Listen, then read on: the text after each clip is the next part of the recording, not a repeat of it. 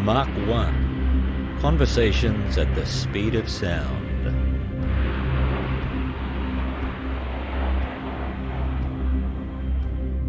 Hello and welcome. Thank you for joining us for this episode of Mach 1, the podcast of the Queensland Air Museum Caloundra.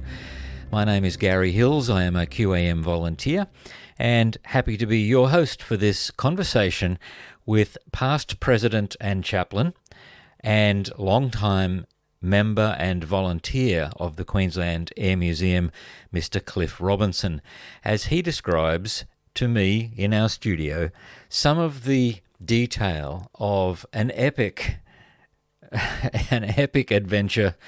He calls it a salvage expedition to retrieve three and a bit aircraft that are to this day on display at the Queensland Air Museum Caloundra. So this is my conversation with Cliff Robinson. Now, Cliff, the Queensland Air Museum has in its possession, I believe, almost 100 aircraft, of which more than 70 are on display at any one time. How does the QAM come by these aircraft? Well, in many cases, they've been acquired either through the offices of some good folk who tell us about them, and or else we have to bid on them, generally around about at scrap value, or there are specific donations from various people. So specifically when we talk about the Sentosa aircraft, this is a mixture of a number of things. First of all, we were told about them by a commercial airline pilot who knew Ron Cuskelly and who was also based in Singapore and had found what was going on there. So Ron Cuskelly being a founding member and current historian of QAM. Yes, indeed. The aircraft were on Sentosa Island. Now, where is Sentosa Island? Well, Sentosa Island sits 100 yards off the mainland of Singapore. But that 100 yards in our time had to be crossed either on a cable car very high up or else on the water by ferry boat, which is how, of course, we had to face it.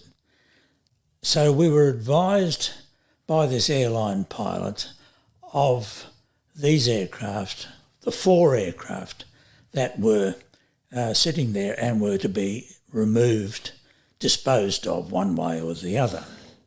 They had by then been sold to a scrap metal merchant. So we negotiated with the scrap metal merchant and a price was agreed. We then had to get permission from the Sentosa Authority, who otherwise were developing the island, that we could leave them there for a month or two while we got our act together and managed to get over there to do something about it. Okay, well, let's get into the expedition in a moment. My question, firstly, what happens on Sentosa now? What, if you went to Singapore, what would Sentosa be now? Well, if you go to Singapore now, Sentosa Island is the fun island. It's the recreation place for Singapore. And was it at that time the same when you went there? It was heading in that direction. They wanted to build it up in this format. So they were already faced with a number of things on the island. First of all, these aircraft had been put there from the Singapore Air Force and were being assembled, shall we say, as the beginnings of a museum type thing. And there were food vendors and things like that. So designed for tourists and designed for recreation. Tourists. The other thing on the island was a couple of forts from World War II or before World War II. So they had the aircraft there as part of like a theme park, I guess you'd say. What were these 4 aircraft? Well, the 4 aircraft, first of all, there was a DC-3. Then there were 3 British aircraft. You had a de Havilland Sea Vixen, the largest and latest of the de Havilland twin boom aircraft. There was a Gloucester Meteor, and there was a Hawker Hunter.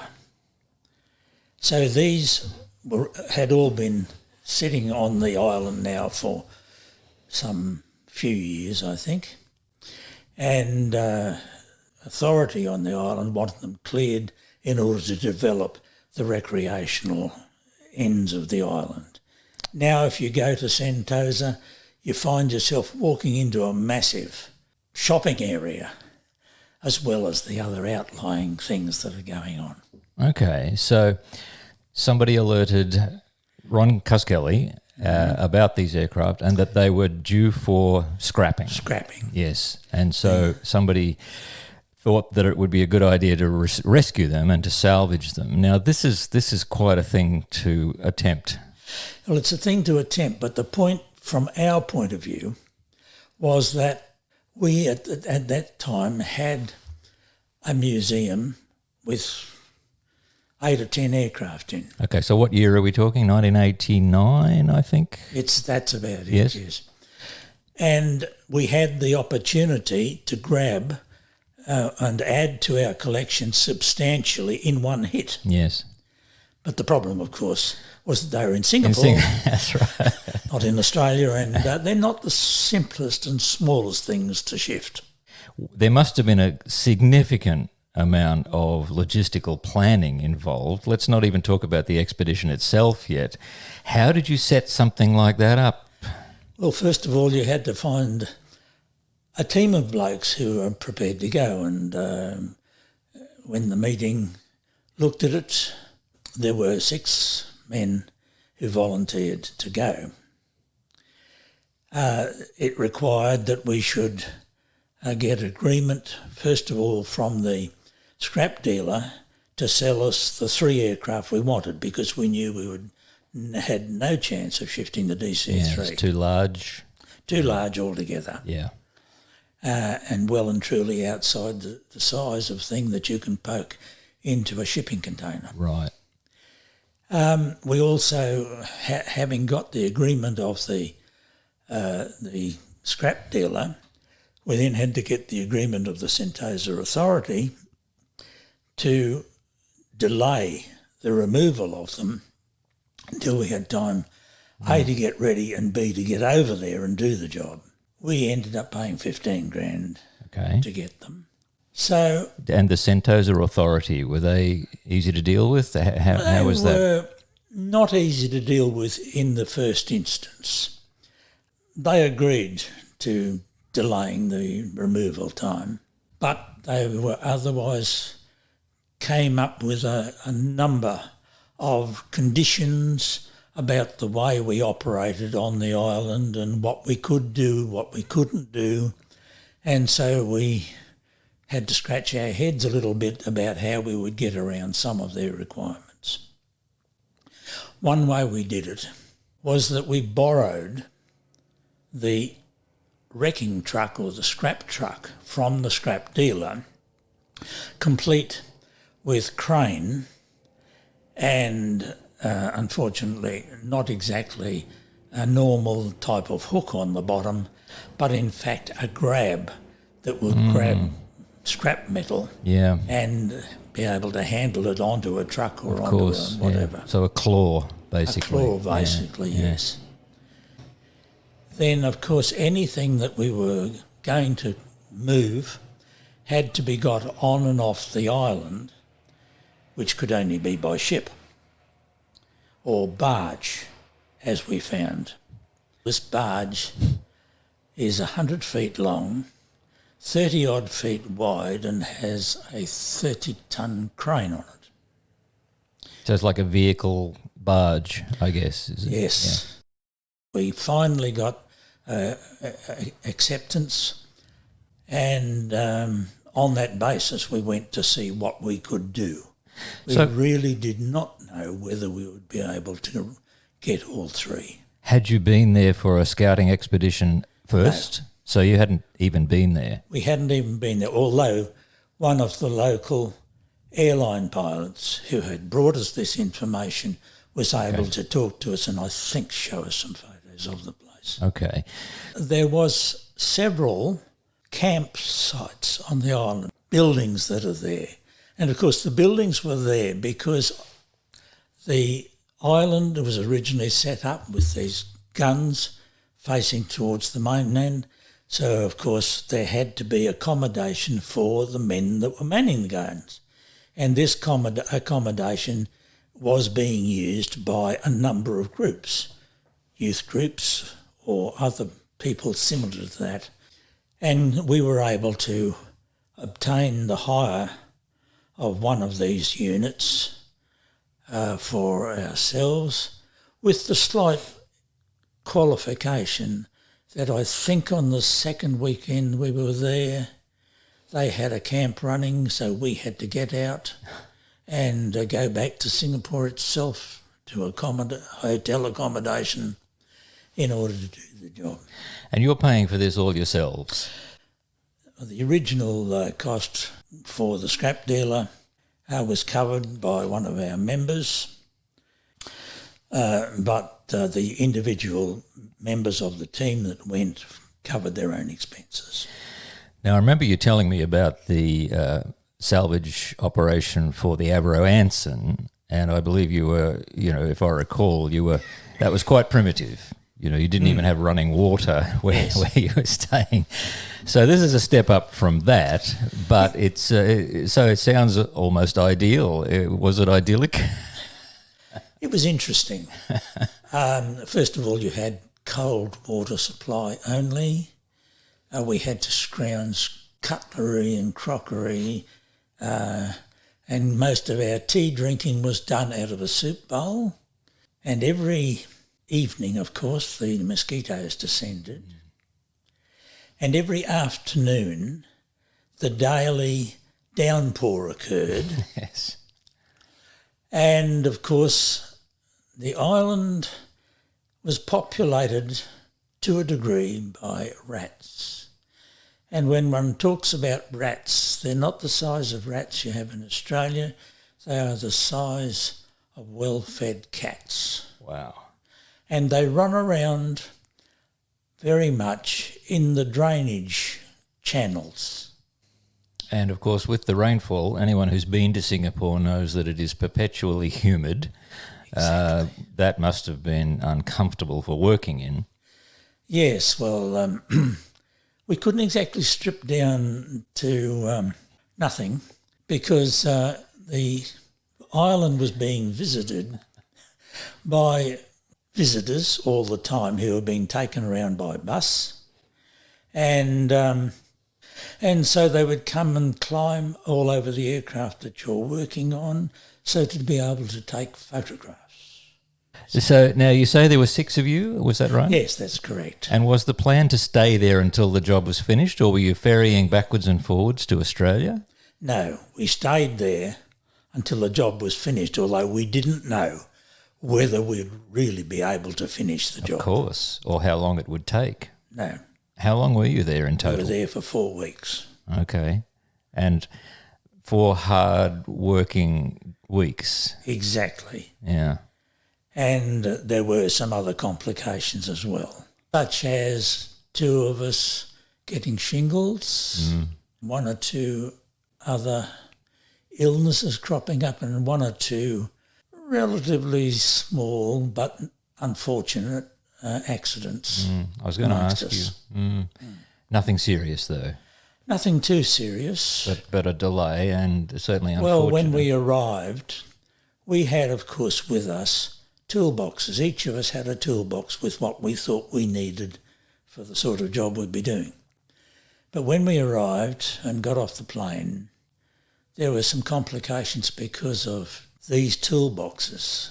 And we ended up having to take them up escalators, and that involved a fall on the escalators with at least one of our blokes, and further damage getting on the bumboat afterwards or next day to get it to the island itself, because although there was a ferry, they wouldn't take the toolboxes. I see. So we had to get them into bumboats and get them across. Now, for our listener, what's a bumboat? Well, it's a boat that's rowed by one of the locals. It's a very small, a little dinghy, basically. It's a dinghy, Yeah. a slightly oversized dinghy perhaps, but... Right. So several trips, I imagine, in the dinghy. Yes. And so you were there for 4 weeks. There were some injuries, there was some illness, there was certainly a lot of hard work, I'm sure. Mm-hmm. Tell us about something about those 4 weeks. They must have been fairly intense. They surely were. First of all, on the islands of Sentosa, as I said, we already had this accommodation available, despite the fact that it had no cooking facilities. Now, fortunately for us, there were several food outlets on the island for the visitors that come every day. So we were able to get food after the first day, which was virtually a fasting day all the way. It's good for the soul, Cliff. Good for the soul. Yes, good for the soul indeed. And also the waistline. Yes, that's right. So we were able to get an evening meal from one of these outlets. And we also, of course, made our own lunches, and breakfast and so on, just brought in what we needed. For us to get around the island, there was a monorail. But we finally were able to get actually a ferry and monorail pass, if you like, that more or less gave it to us for free for the remaining 4 weeks. The island had its own police force. Really? Well, I say police force is about 5 or 6 policemen. They came and read us the riot act about what we could do and couldn't do and what we could touch. We couldn't even take a branch off a tree. All these things had to be protected.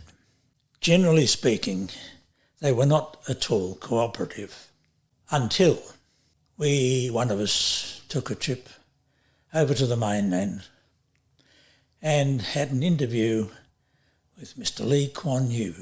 Wow, the Prime Minister. The Prime Minister. Mr. Lee wrote a little note and sent it over to the island. And suddenly there was a lot of cooperation. Not excessive, but nevertheless a lot. For instance, eventually we were able to obtain the use of an oxyacetylene set.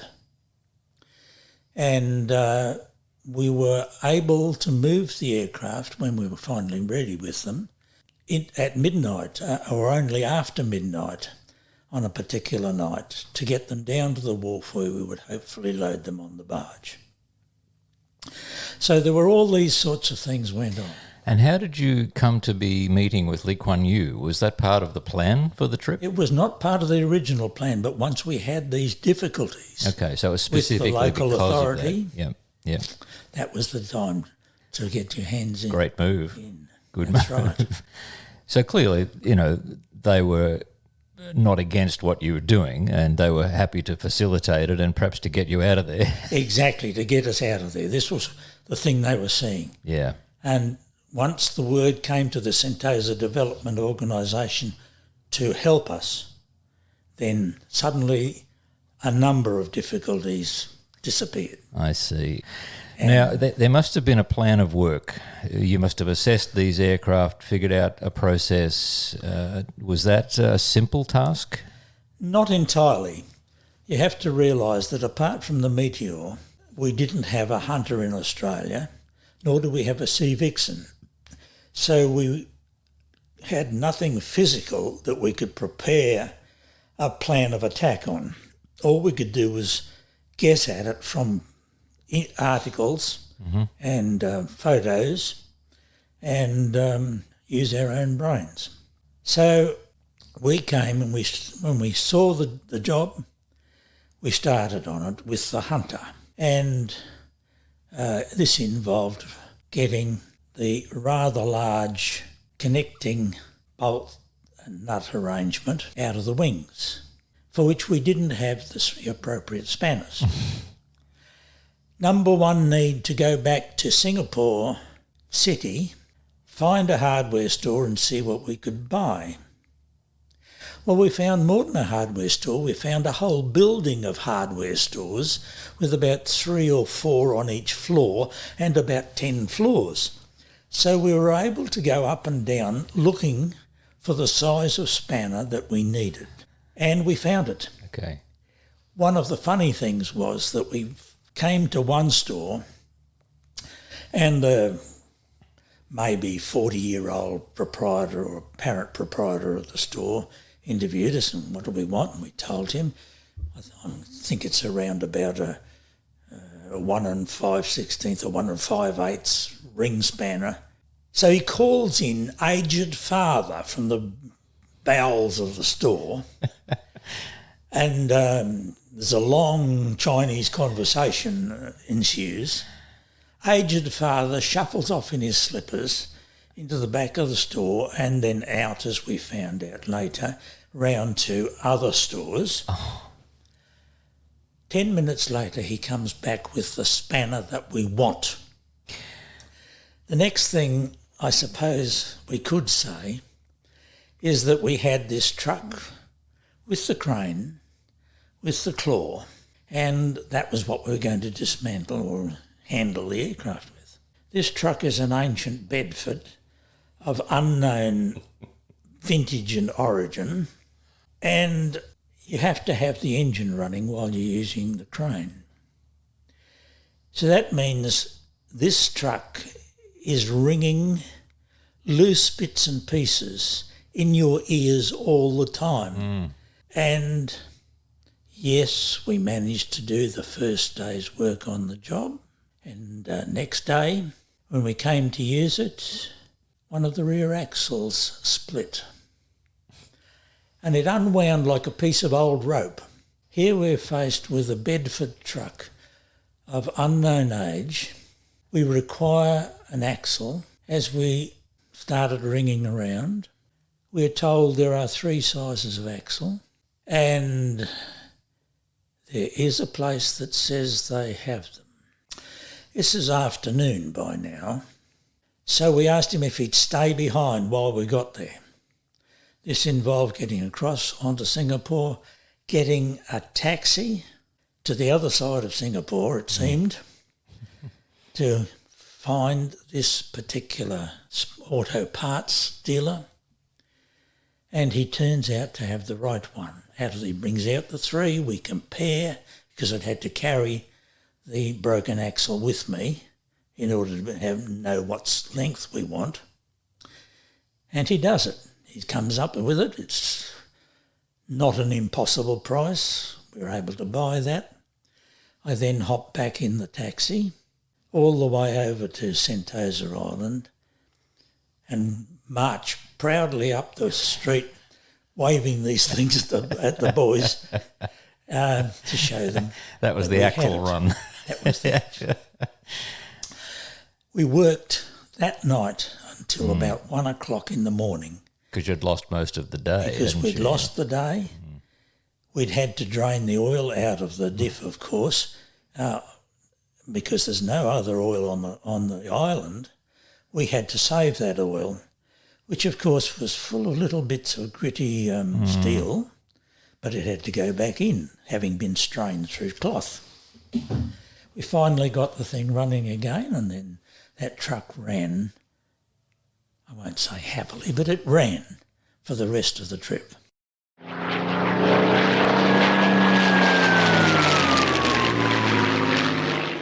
Volunteering can be good for your physical health and mental well-being. Get active and get involved with interesting tasks, significant and important projects, and meet new people by joining the volunteers at the Queensland Air Museum Caloundra. We're all volunteers here. Whether it's in our restoration workshops and our aero engine shop, restoring and maintaining airframes and engines, as well as our grounds and buildings, or in our library, boasting one of the largest and most significant collections of RAAF materials in Australia, with tens of thousands of items to be catalogued, administered and cared for. Or on our front counter, providing excellent customer service to our visitors. There's a place for you. It could be 1 day a week or 7.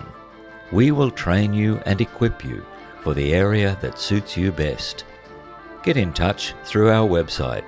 We would love to hear from you. Become a volunteer at the Queensland Air Museum, Caloundra.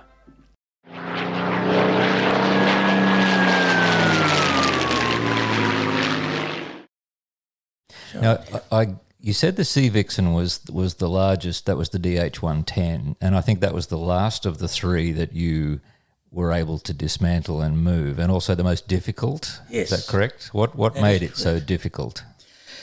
You have a central nacelle in which are the pilot and the navigator.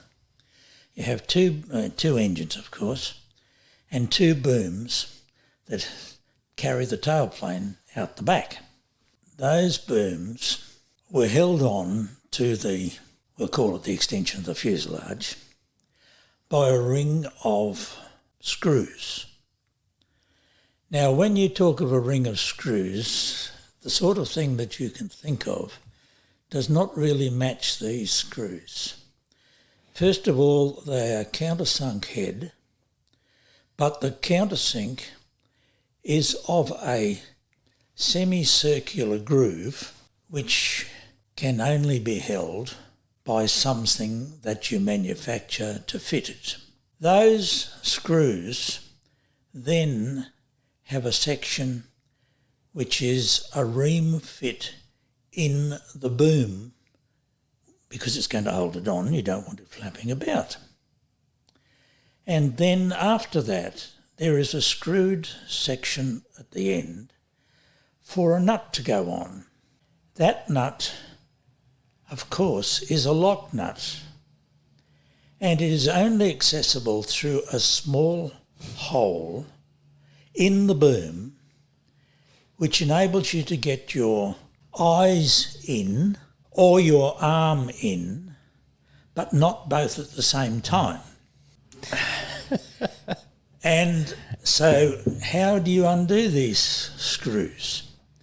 Well, first of all, you have to be able to hold that tapered head with a slot in it that is far too big for a screwdriver of any size. Mm-hmm. So you have to make a tool that will fit that.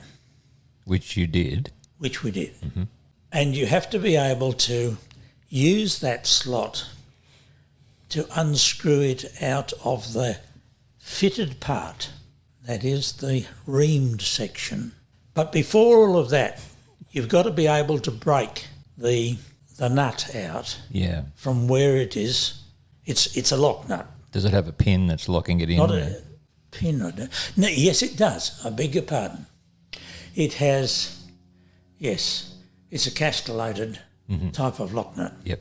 And the only way you can get at that pin is you can get a socket on a handle through the hole, and if you can get it on the nut, you can then break where the nut has been pinned over. So to hold this item that is going to unscrew the slotted head of the screw, you have you have the tool you've made, basically a big screwdriver that's been ground to shape. On top of this, you have a 6 foot length of timber, one end of which is poked in a hole in the wing. The other end, you've got 6 foot hanging out here, and you've got me hanging on the end of that, my arm outstretched on the socket wrench, trying to break this plastic. I wish our listeners could see your pose right at the moment, because you're enacting this bit of acrobatics that you had to do, contortion. I'm basically lying on the top of the wing. One and you hand can't out see what you're doing, really. You can feel it through the Okay, and that's one on each side, is it, for each boom? It's not one on each side. It's around about 12 on each side. 12 on each side. So you have to repeat that process 23 times. once you did it the first time, did it get easier? No, you just got ornearer. You got tireder. Yes, that's right.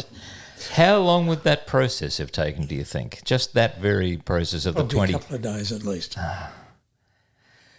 Okay. So some genius in the at de Havilland came up with this method, and they would have had the workshops and the tools to deal with it, I imagine. Exactly. Yeah. Exactly. And, of course, the Sea Vixen being the Sea Vixen, this particular aircraft had been brought out sitting on the nose of a British aircraft carrier with the intention of basing it at Singapore as a replacement for the aircraft that were on the carrier. On the nose of the carrier, spray. Yeah. By the time it gets there, the wing fold bolts are seized solid. And eventually the only way we could cut the wing fold was to oxy-cut the brackets. By the time it was delivered to Singapore, it was quite useless, wasn't it? Yes. And it had a very checkered history anyway, from what I've read, a number of incidents with faulty undercarriage and fires and collisions, and it was it's a cursed aircraft by the sound of it. I think it was. So that was the way of it, We're still left with a big lump, as you can see if you look at it in the hangar here. It is a big lump of aircraft. So then there's the task of actually transporting it. Am I jumping ahead too far? Well, not necessarily. The point being, we had to tow these aircraft down the roads on Sentosa to get to a wharf, a ramp near a wharf, where the barge crane could pick the aircraft up and put it on itself. One of the problems, of course, was that one of the main wheels on the Sea Vixen was flat. Could you blow it up? No.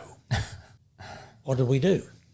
Well, we had made the acquaintance of a Chinese businessman, and he said, I think we can get a tube for that.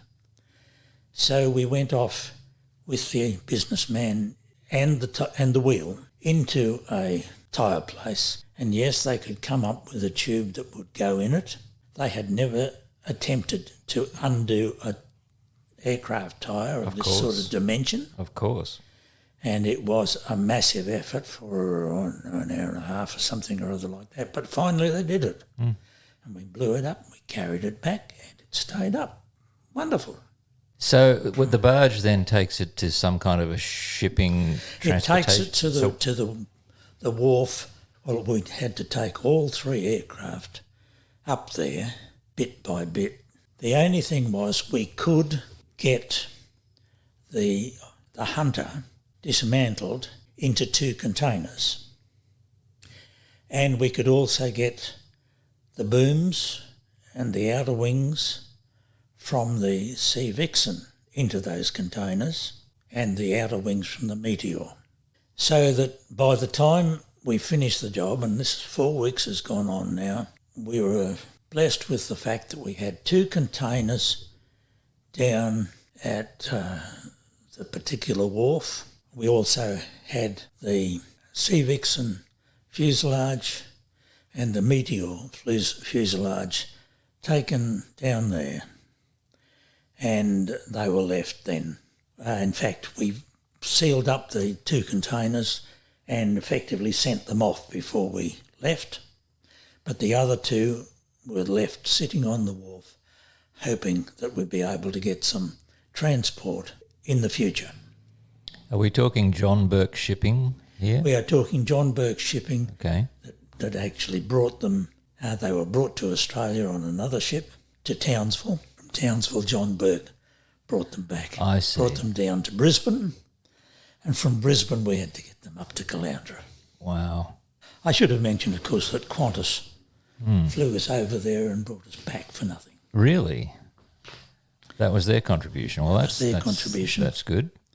I think there are about 22 or something companies that contributed somewhere along the It's a line whole to this string of them process. here, that's Yes, right. we'll let people see that list. There's a very impressive plaque that has been bolted. Well, it's next to the Meteor in Hangar 2, There and I is believe one it lists for each of the 3 aircraft. and they list the fact that this was the Sentosa mission and these were the supporters and sponsors.